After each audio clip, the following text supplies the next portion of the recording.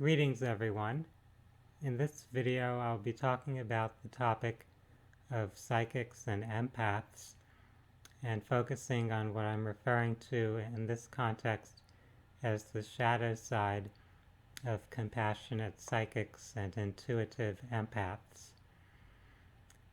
By mentioning the word shadow here, I'm not addressing something that I'm considering bad or negative. It's more of something that's a weakness or a challenge that in some way relates to or corresponds with the particular strengths and abilities that I'm discussing. Now, when we talk about empaths and psychics, we're discussing people who have the ability to perceive things beyond the ordinary five-sense awareness. These are people who are highly sensitive and they're tuned in to the vibes of others, often exceptional at receiving extrasensory information and presenting valuable perceptions of people and circumstances. They are sought out often for those abilities. Now, while each person is a unique individual, there are some common themes and tendencies that we're playing out in our archetypal roles and patterns, and creation is built upon the expression of polarities. So with light there is shadow, with male there is female, with dark there is light. With polarities, one can't really exist without the other. Thus, those who are compassionate and able to extend their awareness well beyond the boundary of their individuated self in order to sense from a spiritual level tend to have some related imbalances or shadow aspects. By reflexively empathizing with others, a person may have poor boundaries and a challenge to stay centered and grounded in one's own being. These individuals may be too easily affected by others in their surroundings or the energies in their environment. They might take on the feelings of other people and even be overly people-pleasing, as they can have a tendency to self-sacrifice excessively. This is a common feminine trait, to seek to nurture and support others, even sacrificing your own well-being. Now, being of service to others needs to be balanced with having a concern for one's own needs and wishes, or else an imbalance develops that could lead to a person feeling kind of drained or being manipulated or exploited by others. Physiologically, empaths can have health concerns in the lower chakras, such as gastrointestinal disturbances or adrenal weaknesses. There are also often immune system disturbances and sometimes reproductive system issues as well. These individuals can be very open psychically, but their challenge is that they need to ground themselves more, since they can neglect to anchor themselves to the physical plane and to effectively manage the more mundane material aspects of human life. Empaths are often carrying energetic baggage from some traumas or psychological wounds that they've experienced in their past, and that can include past lives.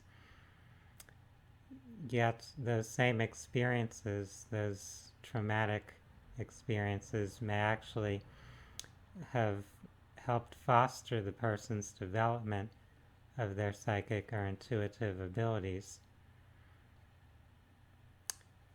It's a challenge for all of us, really, to be more balanced and whole. Those who have well-developed intuitive abilities can find greater balance and refine their skills even further when they are able to heal those traumas that they've experienced, or the energetic or emotional residue of the traumas, and to develop the ability to be centered and grounded. One way of looking at this is that we are all spiritual beings. We came from a spiritual source, from a higher vibrational spiritual realm. And when we immersed ourselves in this physical plane, where we are very separate and isolated in a sense, where we feel abandoned perhaps from the divine or disconnected, and we're facing this environment that could be kind of threatening or challenging to us, it is kind of traumatic. And one natural or instinctive way of dealing with that trauma is to dissociate from the physical realm, to kind of detach or disconnect from the focus on the physical plane and bring our awareness more back toward the spiritual plane, a way of avoiding whatever pain or suffering we may have experienced. Often when we do this, we are developing those extrasensory abilities.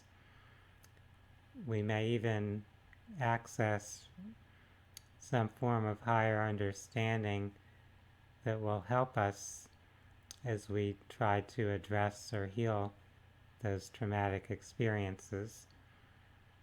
In fact, healing trauma is often something that really necessitates accessing some form of higher spiritual consciousness or understanding.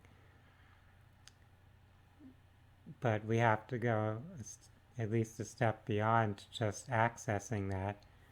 We have to bring it back down here into this human earth experience and really embody it, to bring it into all those levels of our being, into our mental, emotional, and physical level, so that even the cells in our body can be connected or tuned in to that greater understanding, to that reminder that we're always connected to the divine, that we're always safe and secure.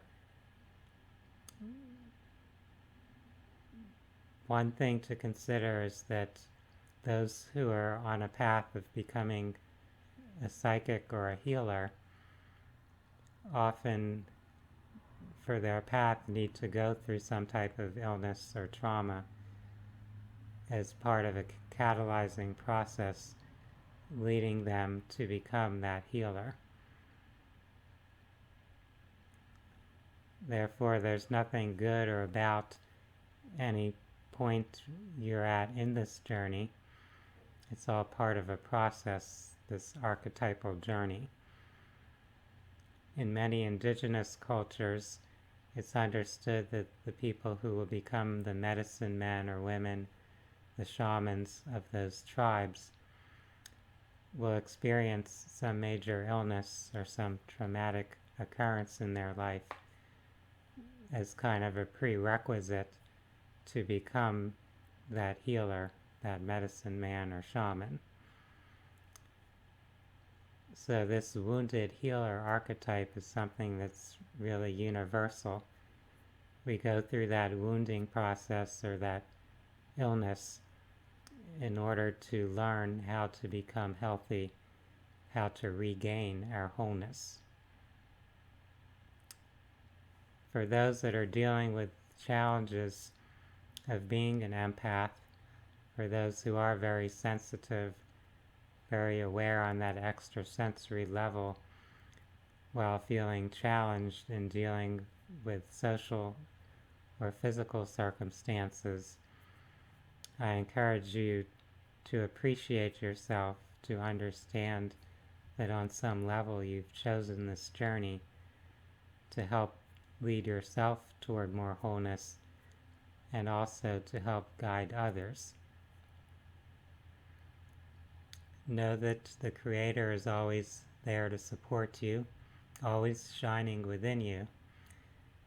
And you could do different types of exercises, different affirmations to help strengthen those lower chakras, to give yourself confidence, to feel empowered to assert who you are, to express your uniqueness. You can also go through different processes that will help you recall or recognize any unhealed traumas from your past, so that you can bring this sense of peace and harmony into those aspects of yourself that may have been stuck in those other times and places. So any part of your being that has experienced, in a sense, a soul loss or arrested development in some way, to reintegrate and reconnect those aspects, to bring them into this consciousness of being whole. I hope that this discussion has given you some insights and ideas, some appreciation for yourself or others, in particular those who are highly empathic or intuitive. These are valuable skills that can help yourself and others. However, those who have those skills do have common vulnerabilities, weaknesses that may need to be healed or addressed in some manner. We want to have compassion for others, to be able to experience empathy, but not to be drawn down into a lower vibrational state or stuck in those denser energies that other people may be projecting. We would ideally be able to maintain our own state of light, our own well-being, our own peace and joy, and let that shine and help assist others. If we just sympathize with someone else's pain or suffering and bring ourselves into a pained, into an unpleasant state, that's not going to actually help that other person. So we want to be able to share light and allow that light to uplift others to whatever extent they are ready to receive it. I appreciate each of you for taking your time to view this presentation. For those who would like to learn more about spirituality and holistic health, I invite you to visit my website at www.phinsights.com. That's PHINSIGHTS.com. For now, I would like to wish everyone a wonderful day. Namaste.